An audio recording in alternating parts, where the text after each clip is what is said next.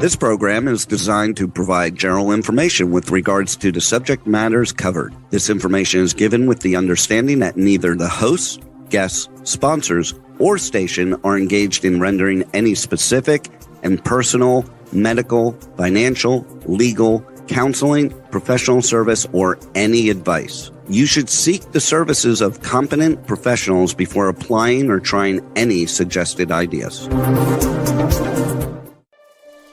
Magazine publisher and entrepreneur Judith Mancini is sharing captivating conversations with experts in their field about the latest trends in our ever-changing world to help you become healthy, wealthy, and wise. Judith Mancini today will spark your interest and inspire you to lead your best life ever. And now, here's Judith.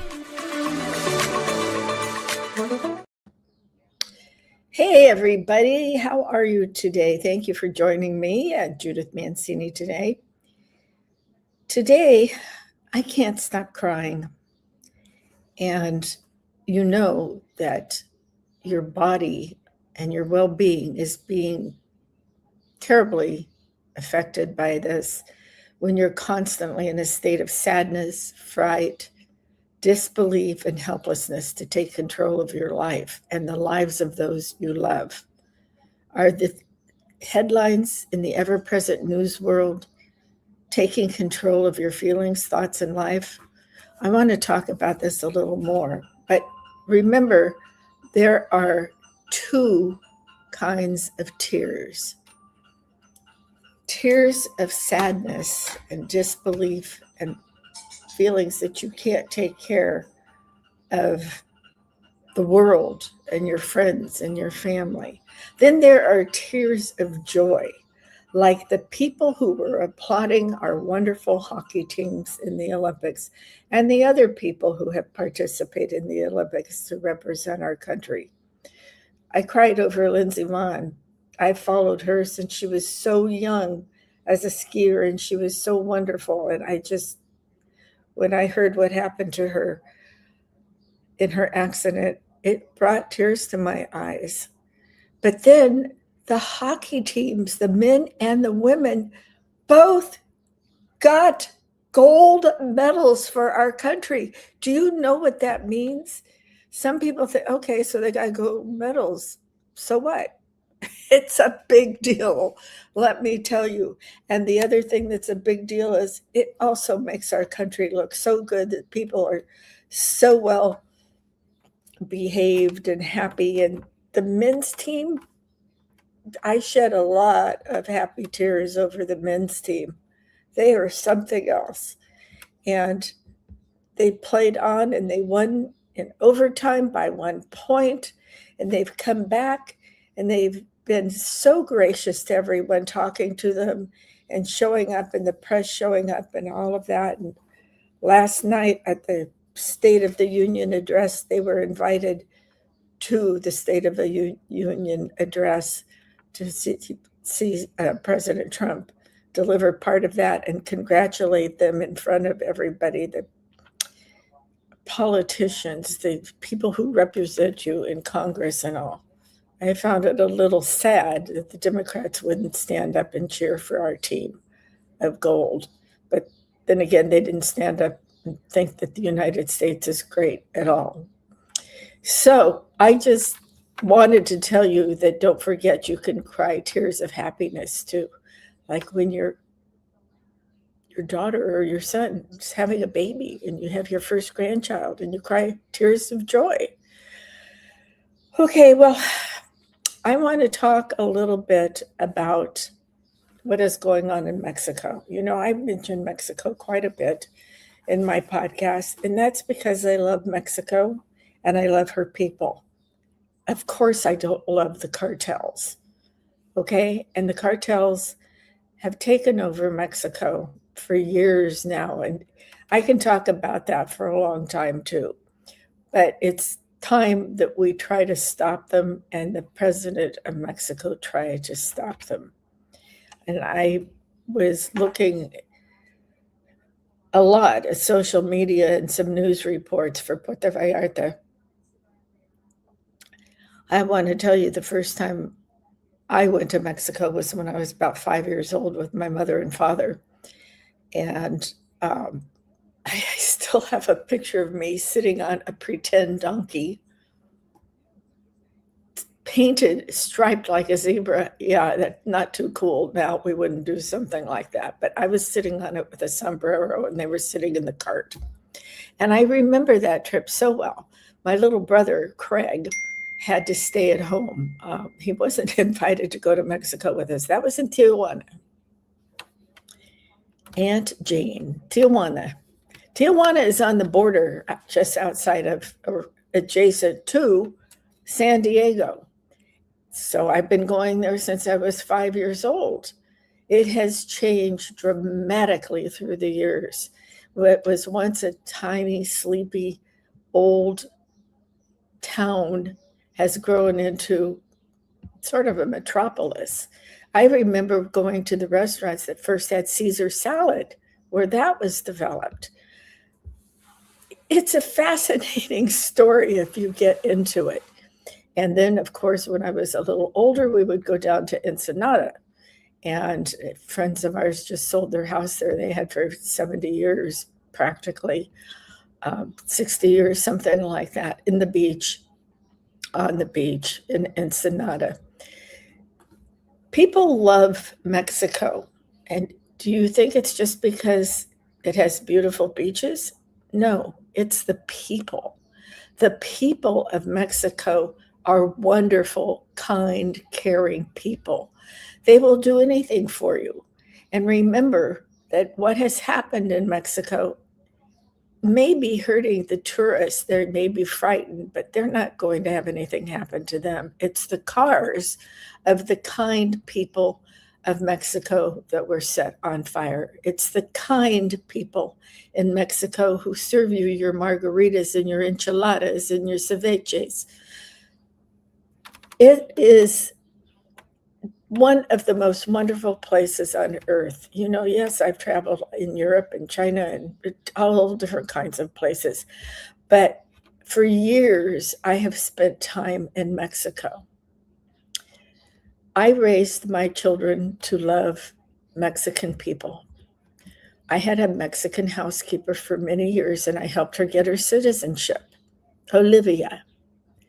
When I went and took over running the publishing company that I owned with my ex-husband, I had Olivia come in the mornings and fix my kids' breakfast and me breakfast so that I could sit with my kids after I've gotten dressed for work, and then I could run out of the house and get down to the office. She would leave her children. Fortunately, her husband was at home at this hour. She would leave her children to come take care of mine. Mine were babies then. They were in school. So their carpools would come pick them up and all. But she would come and she would fix us breakfast. And then she would do whatever she had to do to take care of my home. I loved Olivia. And that's why I helped her get her citizenship. And she was very happy. We went over, it was over by the Los Angeles fairgrounds. And there were many, many people, most of them from Mexico and South America, all of them getting their citizenship that day. And those people brought happy tears to my eyes once more. So when I started having kids that were in junior high and high school, I wanted them to meet more of the people of Mexico and learn the history, the ancient history of Mexico. And we took them on a beautiful trip flew all the way to Cancun, which is one of the newer resorts. It's not so new now. It was 30 years ago, 50 years ago. And we did some touring and all, and the hotel we stayed in actually had some old ruins in it. And all that time, I've gone to Cancun many times, and Cozumel and Tulum. And these are all cities that are over on the eastern part of the country. And then with my children, as I took them from Cancun, then we flew to Mexico City, and we went touring there. I wanted them to see the cathedrals and the murals of some of the most famous artists in the world. I wanted them to see all of that. We were thrilled to be there. We spent a week at each place so that we could see everything in these, if you want to call them tourist places, that's fine, but going back and forth between them. So then when we went back, we went to another beach town. That's when I took them to Puerto Vallarta. But my first engagement with Puerto Vallarta was before I even had children.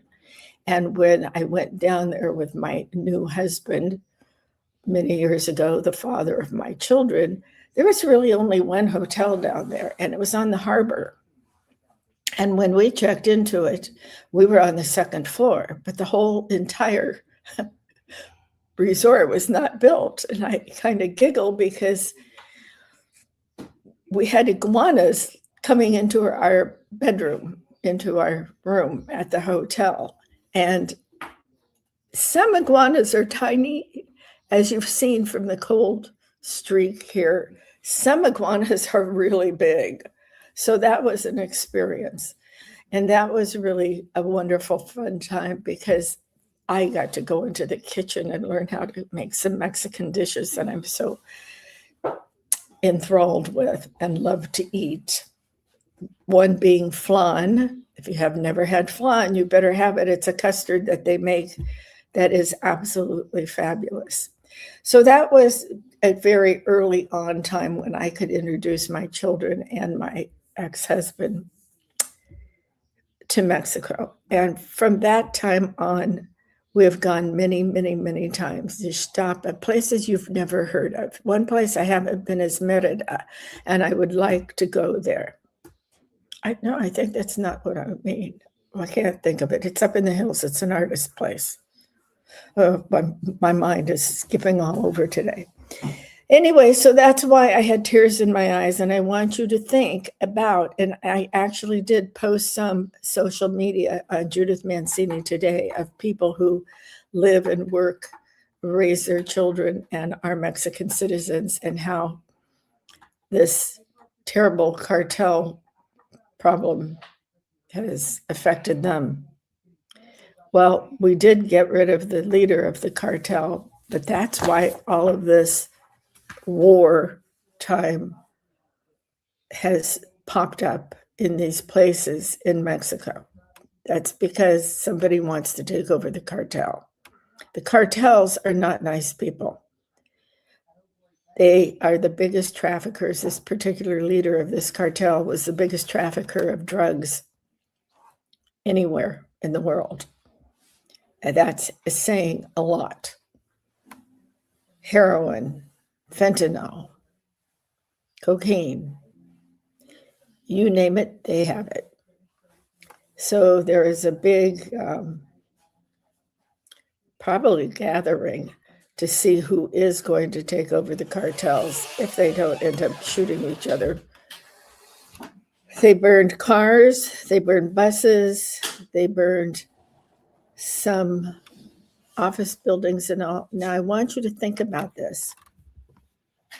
This brought tears to my eyes because not only do the cartels hurt other people with their drugs, but they were hurting the citizens of Mexico because these people worked in those buildings everywhere from executives down to your housekeepers and all, the cleaning people, the people driving the buses, the people driving the cars to get the different people together. Now they have no jobs. What are they going to do? Some of the stores are reopened. My heart breaks for them. Will I go to Mexico again? Of course I will. After the cartels settle down and after everything is back in order, it will be one of the first places I go to. I'm not afraid to be in Mexico. The people of Mexico themselves are very kind and wonderful and welcoming people. So that's my thought on Puerto Vallarta. And I think my engineer gave me a great idea when I told him what I was talking about today, that I might do a couple shows on each of the different places I've been in Mexico. All right, I want to move on now to the world altogether. It's not just Mexico that's having problems. There are all sorts of horrible things happening in the world, and maybe that's what's stressing you out. You know, stress doesn't just affect your head or your nervous system, it affects your body, it affects everything. Let me just tell you a couple of the things that are happening right now in the world, because you may or may not listen to the news, but this will really kind of wake you up. There's just disasters and conflicts all over the world in 2026, and we're only into the month of March. Almost every generation has undergone things, the wars and the conflicts and the ones ongoing now, even though President Trump has ended 8 wars, he's working on a couple more that he just can't seem to get going correctly in the right direction, like Iran, where they are negotiating today. Iran cannot be allowed to keep nuclear weapons. They can't be building sites where they do the nuclear weapons. They can't have any. They'll kill us. It's as easy and simple as that. That's what will happen. But there's still, in the Middle East, this great strip of land by the ocean that has been in conflict for many, many years, ever since the Israelis went over there, because they claim the land, as do the Palestinians. So they're still working on that. And one of the good things that President Trump did is he formed that coalition of people that are donating money to rebuild the Gaza Strip after all of these wars that has finally been ended. That took years and years. Nobody else was able to do it except President Trump. This war in Ukraine could be settled, but people don't understand that Ukraine was part of the great USSR, Russia, in the old days when they had czars and all. Ukraine was part of Russia. Kiev, many of you probably eat chicken Kiev, became famous when people started talking about it.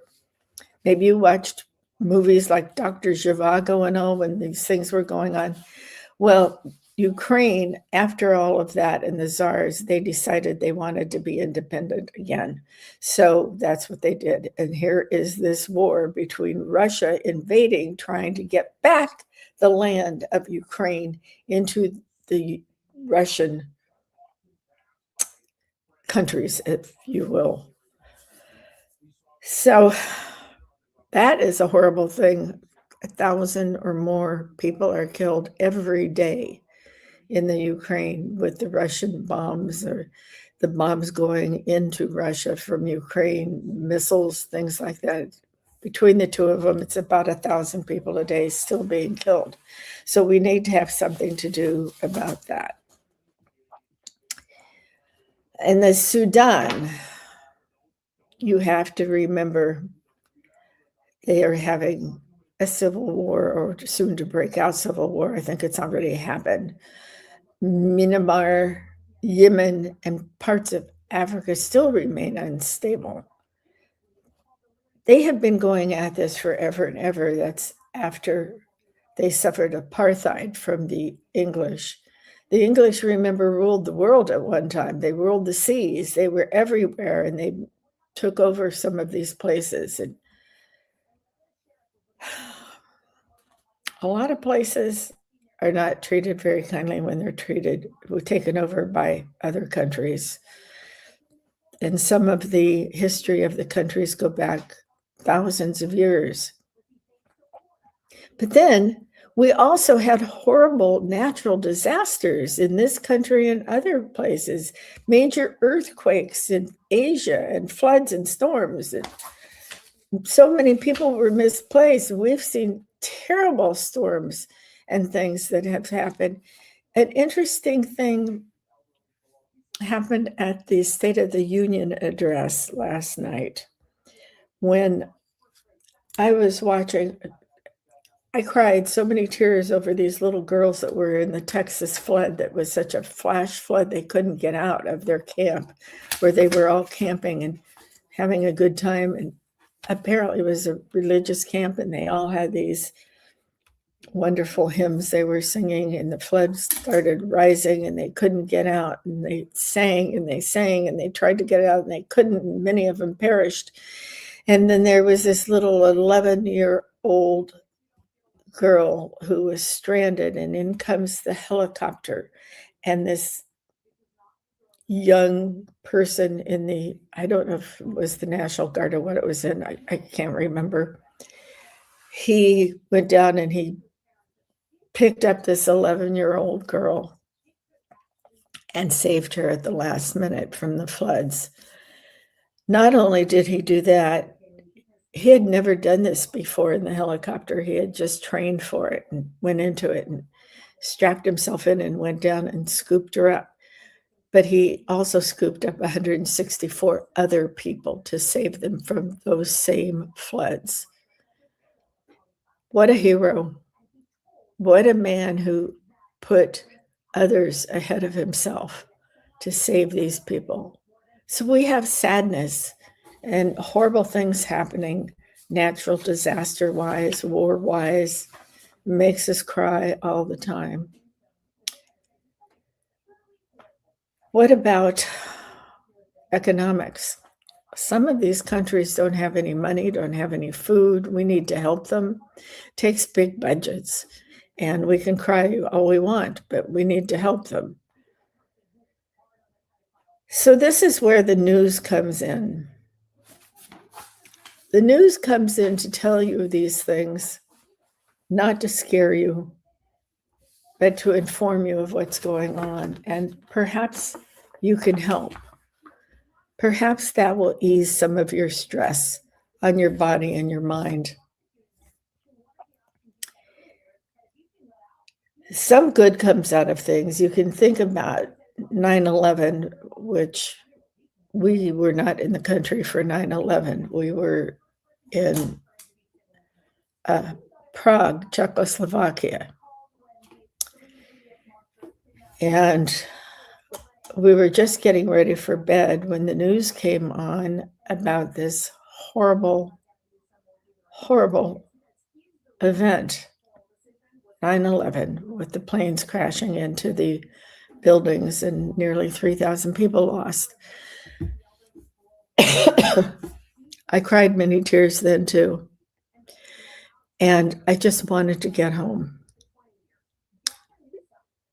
There were so many kind people in Prague that wanted to take us in and help us. We were staying in a hotel and it stayed open, so they took care of us. And the chef would come out couple nights, 3 nights that we were still there till we could get a flight out, because everything was grounded. We couldn't get a flight out. So he would fix our dinner and then he would come and have dinner with us. And he was marvelous, marvelous. They were so kind. Another thing that was kindness during that time when you wouldn't expect it was, this was before cell phones and other kinds of communication systems that you think of having around you all the time. There was no internet. There wasn't any of that going on. So I wanted to get a hold of my children. They always tell you to have somebody on your emergency list that doesn't live close to you, but is a very good, kind friend. And I have always chosen Dale Jewell. I know even a lot of my friends don't know Dale, but she was one of the first people I met in Pittsburgh when I was working there, and when I started meeting people and the women's organizations and things like that, because I sold my company. And once I moved there and married my husband, I had more time for charity and all. So Dale has been just, she lives in my heart. And she's one of the kindest people I have ever met in my life. And so she had our phone number, and I had her phone number and all. And I called her and I said, listen, these are my kids' phone numbers. I think you have them, but they're okay. You don't need to call them now. They are huddled down together. She was so kind. But the other people who were kind was the telephone company. They never charged anybody for long distance calls from places like Prague and Czechoslovakia and calling all the way to the United States, and maybe 3 or 4 or 5 calls, because we all have families.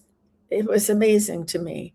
And then the people, when we were walking down the streets to go get lunch or breakfast or whatever we wanted, they were remarkable. Kindness goes a long way, and it brings tears of happiness and joy. So now we have all sorts of disasters going on in the world, but we're also getting some straightened out, and that is a wonderful thing. But you do know that it affects everything in your body and your mind, as well as not getting any sleep. I made some notes here. So I want to talk about it.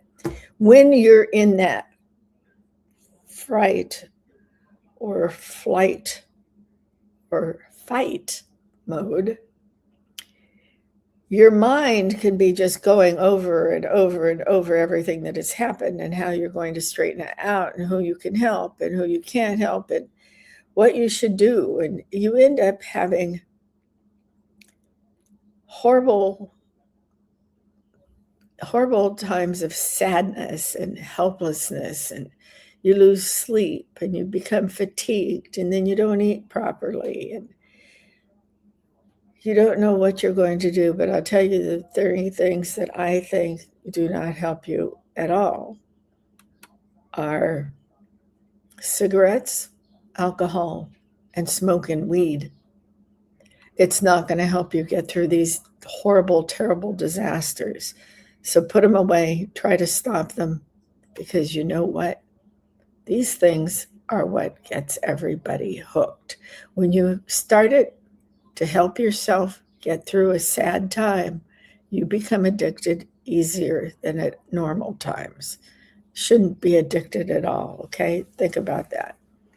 So when you're also going through this horrible stress, you're going to have high blood pressure, your heart rate's going to go up, you're not going to be exercising, you're not going to be moving your body, you're not going to be eating right. You need to get out in the sun, you need to walk, you need to move your body, because if you're not doing anything, you can't help other people, let alone yourself. So you need to do these things even more so than when you're happy and you're not shedding tears of desperation. So if you're not exercising at all, I want you to get up in the morning and thank God you're still there and capable of helping others. And then I want you to move after you've been in the sunshine a little bit and just take a little walk. It doesn't have to be long. Just get your blood flowing in your lymph system, taking the toxins out of your body. And try to move on. I want to tell you about something that will help you in a few minutes. But if you are so depressed over all of this, or you know a friend who is so depressed and they don't know what to do, I don't want the same thing to happen to them that happened to my son. So if you feel like you can't face life anymore and you have decided it would be better to leave this beautiful world, please call the National Suicide Line. The national number is 988. That's all you need, 988. Call them and someone will help you. And for all of you listening, tell that to everybody. Post it on your social media and other things. It is not the answer, and it hurts everyone. All right, there is something that I want to get to before I tell you how to calm down and improve your life, your well-being. There are some scams going on. I've been hit by 2 of them recently, and what they are, it's my husband squeaking, the door is going out into the sun. Okay. What they are, the scams. Excuse me, Squeaky. Sometimes when we do things remotely, we have other challenges. Mine is my husband's squeakiness in the mornings. But he likes to listen to the show. He just doesn't like to plug in. So he sits here and listens to me. All right. So there are scams going on all over. And what I want to tell you about are the most popular scams. And unfortunately, they like to hit up older people, not so much the teenagers and the 20-year-olds, although they do that. But they like to hit up Miss Lonely Heart. Yep, they get on there. Some guy gets on there and he's seen her picture on the internet, on social media, maybe a dating site, something like that. And he goes on and on. Oh, you're so beautiful. You're just my type. He might even show you a picture of himself that has nothing to do with him. It's some movie star from some other country or something. Women can do the same thing, but it's normally the men who do that. So they start building this connection to you, and you may feel like this is going someplace. Oh, finally, I found the one on the dating site. I've been waiting so long to find somebody. But suddenly, this picture-perfect person has an emergency, and he can't make it to the date that he wanted to take you on. Could you loan him some money so he can get the transportation? Don't do it. Anytime somebody you've just met on the internet, or maybe haven't even met, and they're just trying to scope you out, it is a no, no, no. Get rid of it. Put it in the trash, unsubscribe, just get rid of it. And you might want to report it. I know the police take these reports, but can you imagine how many people complain to the police for internet scams? Then, of course, there's the ones that prey on the little old grandmas and grandpas, or aunts and uncles, or aunts and uncles. Oh, Grandma, I am traveling in Europe now. Or maybe they're traveling in Mexico and they've run into these cartels that are burning things down, and they're scared and they don't know what to do. But maybe they're not. They're just telling you that. And they're asking you for airplane fare to go home. Well, these people probably have never set foot south of the border. They're scammers. And I've had 2 girlfriends that are my age, in their 70s, and about 5 years ago, 2 of them on 2 separate occasions got scammed by somebody telling them that, Grandma, I had a terrible car accident. I need money. Mom and Dad won't give me any. They're so mad at me. Please send the money. Send it here. Send it here. And both of these women sent in excess of $5,000 to each of the separate scammers, and they didn't even know. The women had no idea the other woman had been scammed, and I don't think they were the same. They weren't tied together. But they each lost $5,000 by sending it off to a scammer. All right? They're just trying to get you to give them the money. Okay, now this is one that I was just hit with by Amazon, of all places, and I have to report it today. I just deleted it. I mean, I'm assuming it's a scam. That's why I'm going to call somebody at Amazon. However the heck you can do that, I'm not sure, but I will try or write to them or something. This email to me said, we want your one-time code for Amazon. One of your orders isn't coming through correctly.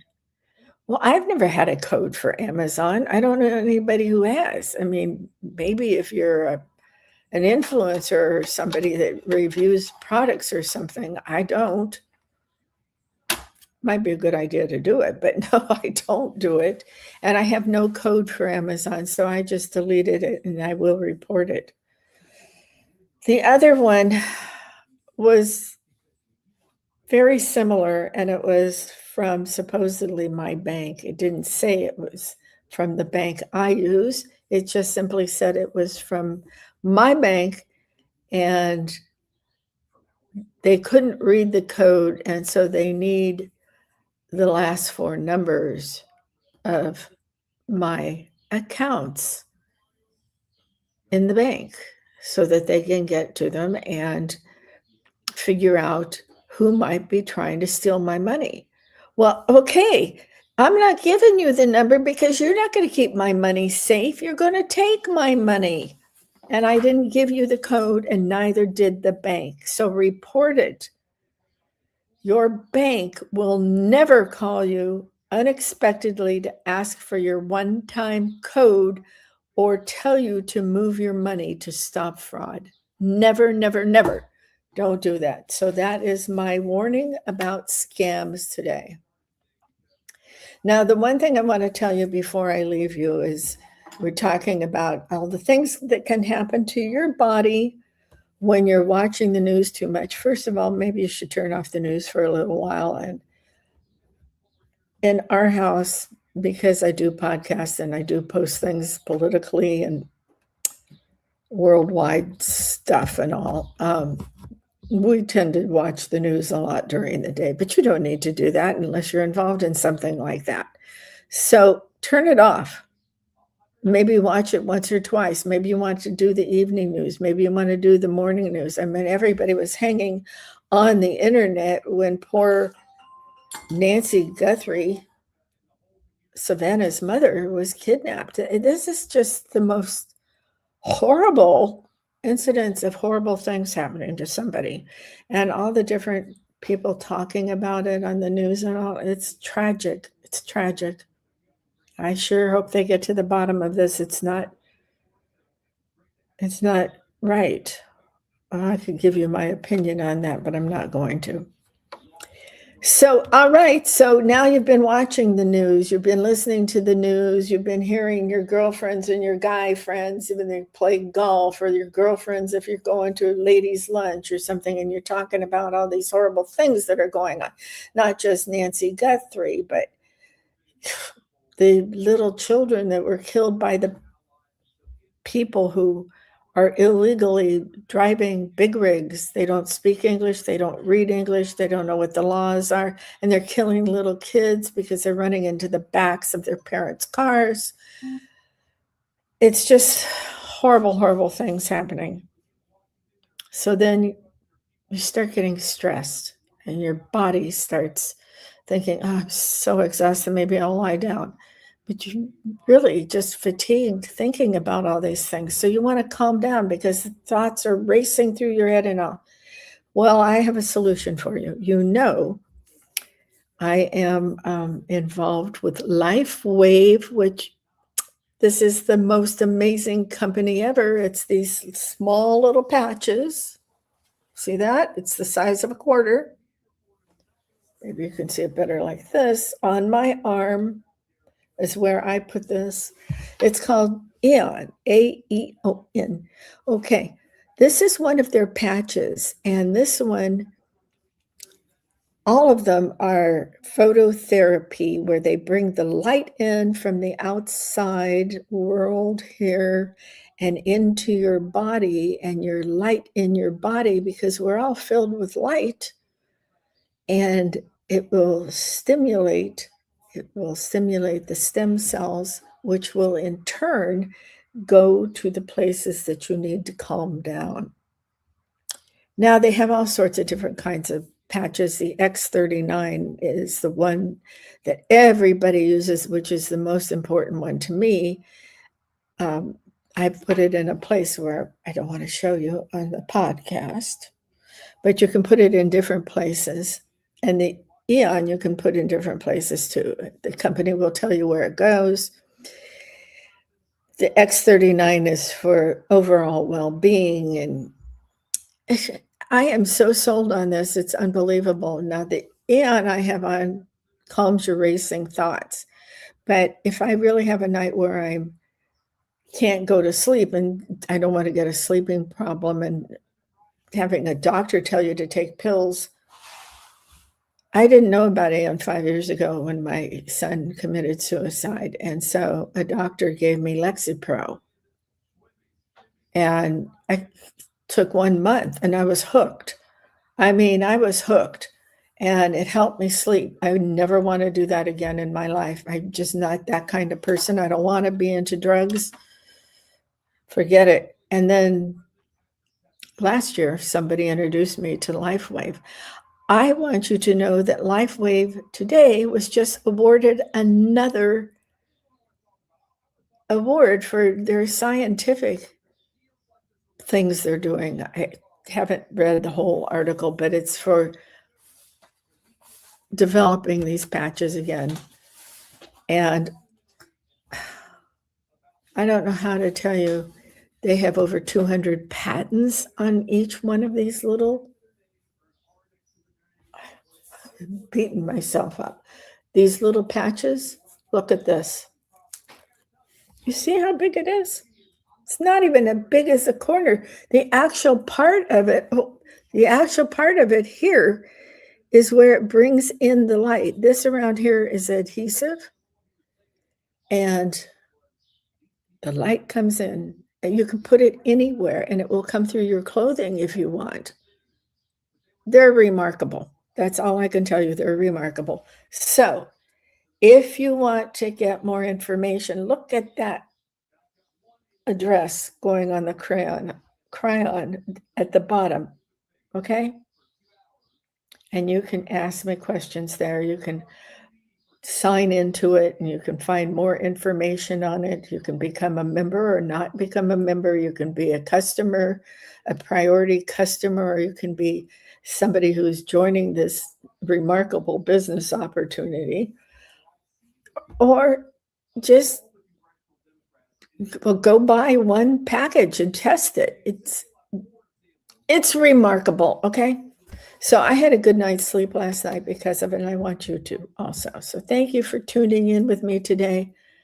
Go check out the LifeWave things, at least read about them, okay?